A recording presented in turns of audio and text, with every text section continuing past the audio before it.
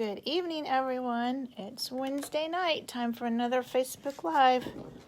I'm like a minute late. I had a haircut. Well, that's too far. I had a haircut appointment, so it was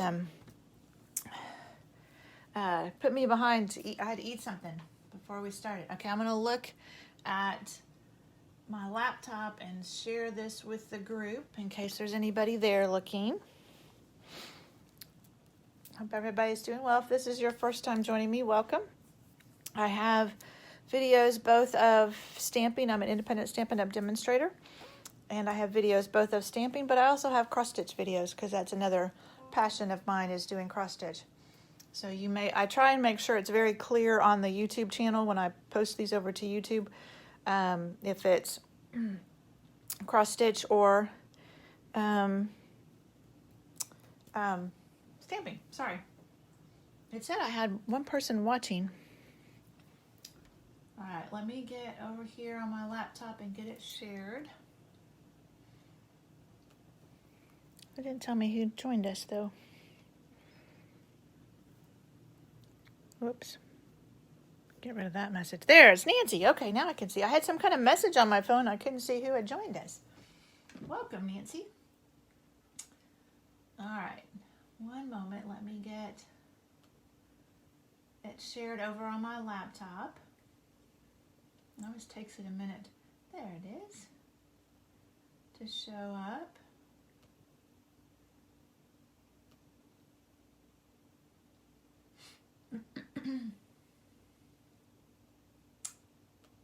All right. Oops. Can't type either. So the stamp set I'm using tonight is this Lovely You, and it's a great stamp set. It has a punch that goes with it that I was on back order right now, but I didn't use the punch at all in this one, so you can make some pretty things without using the punch. And we used this set in bingo. Monday night I had a bingo class, and Nancy was here, and there were a few other ladies here. We had a good time. All right, so what I'm going to show you tonight is how I made this little treat bag. This is what I gave. It's got chocolate in it. Everybody that came to, hey, Patience. This is what I gave everybody that came to bingo class, a little treat like this. So we'll get started. Like I said, we're using this Lovely You stamp set. I love the sentiments in this one because it has both of the kind of script and the typeface, so it's really, I love that combination like that. And then a bunch of just cute little images. So let's get started. So I have just a little circle. I think this is the one, I don't remember. Last week I did this and I wasn't sure I was going to get to, but I'll do it again this week. I will do a blog post that has all the dimensions, so you don't have to worry about it if I don't remember how big the circle is. You can go to the blog post and it should be up later this evening, and that will give you all the dimensions. So I'm going to stamp with this little leaf stamp in Old Olive, and I'm just going to stamp full strength, and then I'll stamp again just to have a little variety, and then another full strength over there. So just some nice leaves. And then I have just a scrap, if I can pick it up, of Whisper White. Let me close this up before I make a mess. I have a scrap of Whisper White, and this is Cinnamon Cider. This is one of the new in colors. Did I already get green all over? Oh, I must have. I got green on my stamp pad. This is Cinnamon Cider, and I'm just using this small little blossom punch. So I'm just going to stamp. Stamp one of those. And then before we do anything else, just to give it some time to dry, I'm going to go ahead and color some rhinestones. I'm going to give that a minute to dry. So I put some rhinestones on here. But I wanted cinnamon cider rhinestones, and we don't carry cinnamon cider rhinestones. So I just took my rhinestones and my dark cinnamon cider blend, and I just colored. And I try and be a little bit careful because you can kind of mess up the tips if you're too firm with it. And I just went over it a few times. So now you have, I don't know if you can see that on camera, nice little cinnamon cider rhinestones. I love that about our rhinestones. You color them with any blend. So I'm going to set those aside so they can get nice and dry before we start putting them on the card. And then I have a piece of, I can't grab it, of the Designer Series paper. This is cinnamon cider. And I'm just going to take this little, I don't know, it looks kind of like a fleur-de-lis. It's hard for you to see that. There it is. And I'm going to stamp in Early Espresso just along the bottom of this little Designer Series paper. So what I did is I stamped one in the middle, and then I just kind of stamped halfway in between each one. There we go. So just a little extra interest. All right. The hardest part of this whole card, it's not hard, but probably the most time consuming, but it's not bad at all, is we're going to fussy cut this flower. And so if you haven't fussy cut before, a couple of tips: leave a little bit of white around it because your eyes will just naturally notice the flower and not any imperfections in the cutting. And when you're cutting, use your hand that's not holding the scissors to move the paper. Instead of moving your scissors, move the paper. And this one doesn't take very long at all to cut out. And you can see I'm leaving just a little bit of white space around there. Sometimes I'll cut off the extra just so it's easier to manage. Whoops, a little bit too much white space.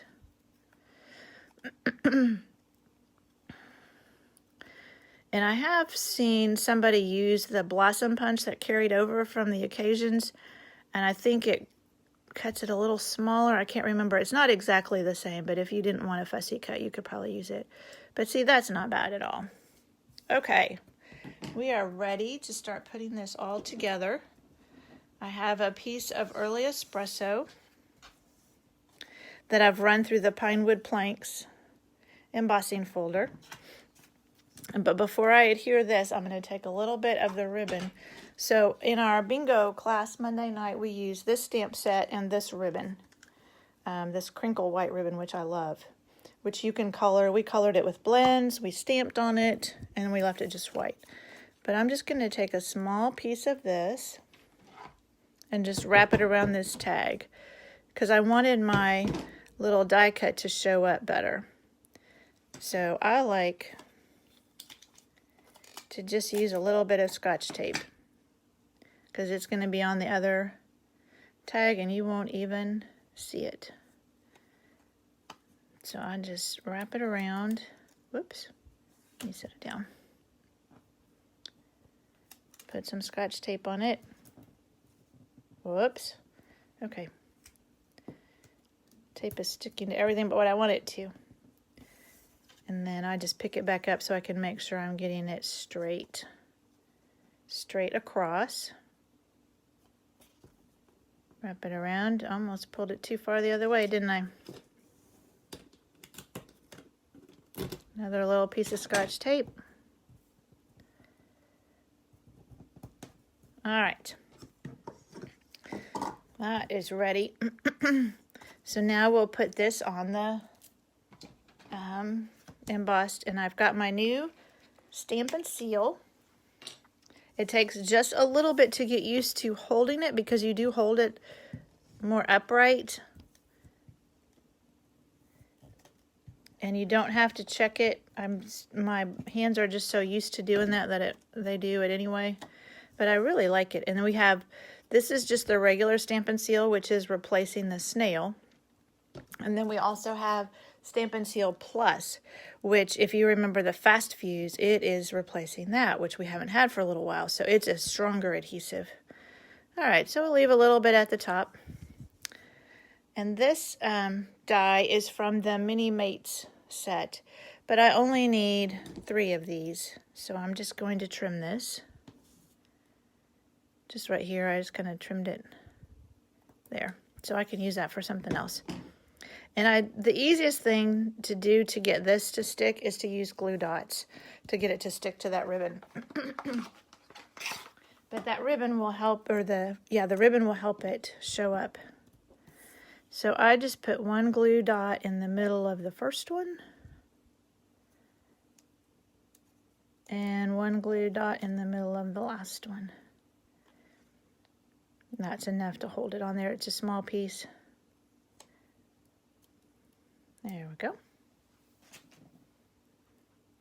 And that's just going to go right across there on top of our ribbon. All right, now we're ready to build this little guy. So I used dimensionals for both of these because it's not going in an envelope, so we can do a couple of levels of dimensionals.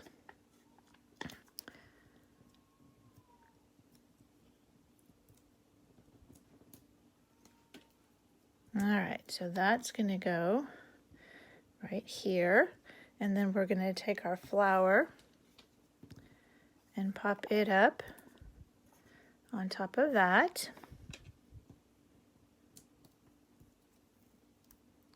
And set it right there in the middle of those. And then we're ready for our, get my tweezers. We're ready for our cinnamon cider rhinestones. The Take Your Pick tool is great for rhinestones. I'm always hesitant to use it when I've colored them. It probably would be fine, but I would certainly hate to rub off some of that color. So I've just always used my tweezers if I've colored them. I'm going to put one more. Whoops, come back here. One more up here off on the cinnamon cider. And then, if I had my stapler over here, I would staple my bag. So you'd staple that. And then I just took glue dots to attach this to the bag. So just a couple on the top of it is what I did. Just kind of on each side. And then you just, whoops, try and make it straight. And there you go. Now you have a cute little treat bag, and who wouldn't like to get a little treat of candy like that? All right, that's our project for tonight. I hope you enjoyed that. My next class will be a week from Thursday. It's a normal card class. So it will be the make 6 cards for $20 or free with a minimum purchase. If you are not comfortable getting out and coming, then we can do it to go. Absolutely. You can place an order or pay for the class, and we can do that to go. That's not a problem. Thank you, patience. Don't forget, there's less than a week left now. If you want to join my team, that special is going on where you get a free bundle if you join Stampin' Up. So that's going on. The starter kit, you get $125 worth of product for $99. If you add a bundle onto that, that can be an extra $50 or so of free product. So that's a great deal. And then if you have some friends that want to order things and you don't want to join Stampin' Up, then any party that is $250 or more, you get an extra $25 and free product. So a couple of good deals that are only good through the end of June. So next Tuesday will be the last day. So that's running out of time. So thank you so much for joining me. I hope you enjoyed it. Thank you, ladies. I'm glad you liked it. And I will see you next week. Bye.